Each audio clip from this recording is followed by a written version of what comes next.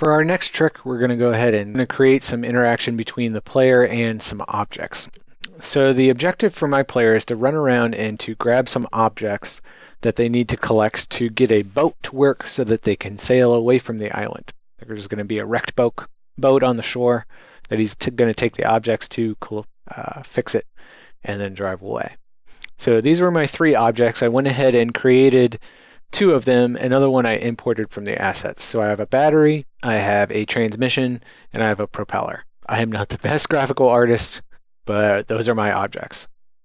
So one thing you need to do if you've created your own or imported them is that we need to make sure that they have a collider around them. So for example, my transmission, I went ahead, there are child objects, so I went ahead and took off the colliders from each of those, but I put on a box collider for the entire thing and resized it so that the collider matches the object.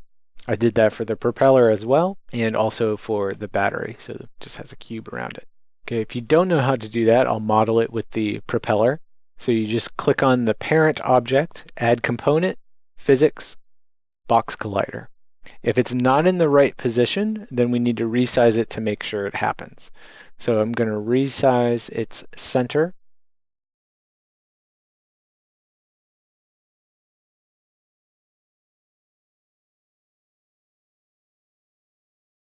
Doesn't need to be perfect, just so you get the idea of how to do it. Okay, so there's our box collider for there. So we need that because that's the collider that's going to actually activate or run the code for when the player runs into it. All right, so I'm going to leave my objects where they are just for playtesting purposes. Obviously, you'd want to put them on opposite ends of the map. However, that would make playtesting very long. So I made some changes, so I'm going to save this real quick. And we're going to create a new script for our third-person character. It already has two scripts attached. We're going to put on a third one. So we're going to create a new one. So inside of your scripts folder, right-click, create C# script. I'm going to call it player controller. This is going to control interaction between the player and the objects. All right, before I forget, I'm going to go ahead and select my third-person controller and drag this onto the object. I drag it below the add component there, so then it plops in and now the script is attached. I'm going to double click on it to edit it. It's going to pull it up in MonoDevelop and we'll go ahead and type in some code. To be honest, there's only a few lines of code. We're not going to use either the start or the update. I'll leave them in for now.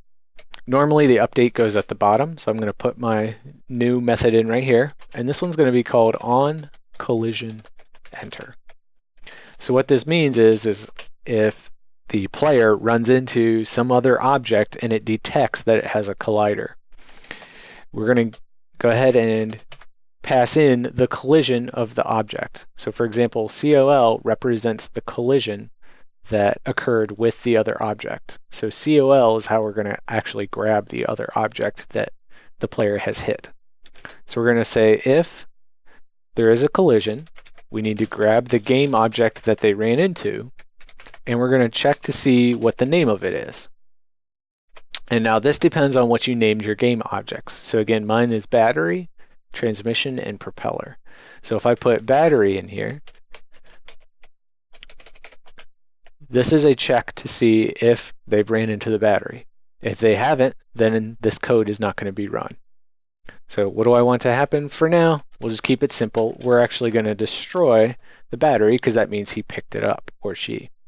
So we're going to say grab the other object. That's important. Make sure you get COL in there, dot game object. So this is telling Unity to grab the game object that the player has hit and then destroy it. All right, I'm going to Control S to save that, or File Save, and that's all the code we need. There is one small thing though, if you're using the collision method, we do need to make sure that both objects have a rigid body. So the character already has one. You need to click on each of your objects, in this case the battery, and add this rigid body component. So if it's not there, go to Add Component, Physics, Rigid Body. As soon as you click that, it'll pop this in. I just left the properties the same. You can change those if you want to. All right, might as well go ahead and do it with the others as well. So I'll click on my transmission, Add Component, Physics, Rigid Body, Do the same thing for the propeller. All right, so now when I play test the game, got my character, it's all hunky-dory, looking for objects. Oop, there they are. And now I can just run over it, and bam, it disappears. It's no longer sitting there.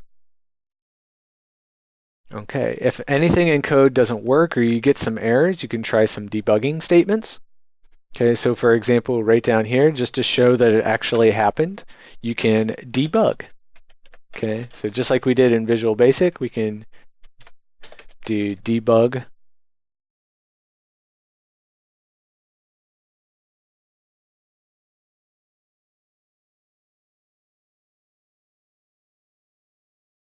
Save that, refresh, no errors, and let's see what we get. Yep, it was just log. We want the exclamation mark. A warning would come up in yellow. There we go. So it says battery has been picked up. There we go. All right.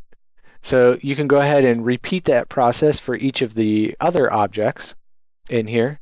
So if that doesn't happen, then we can say else if col.gameObject.name is equal to, and that's a big difference. Forgot to mention that instead of one equal sign, we put two. Two equal signs means a comparison. One equal sign means an assignment. So you want to use that if you're setting something equal to something else. If you're using a check and comparing, you want two equal signs. All right, so the next one's going to be transmission. Then we're going to say debug.log, grab the object's name, and say it has been picked up. So that just gives us a little message for debugging. And very similar to how we did before, this destroy line is going to be exactly the same, because now instead of the object being the battery, it'll now be the transmission. And then lastly, else if. All right, try that. So that's one for each of my three objects. Save it, come back into Unity, double check, make sure there's no errors, play test, and we'll try it. So I'll try and run it into my first object, which is the battery. Battery has been picked up. Try the transmission. Transmission has been picked up. And propeller has been picked up. All right. So now we need to display to the player the objective for what they're supposed to do and give them some prompts on where to go and things to do.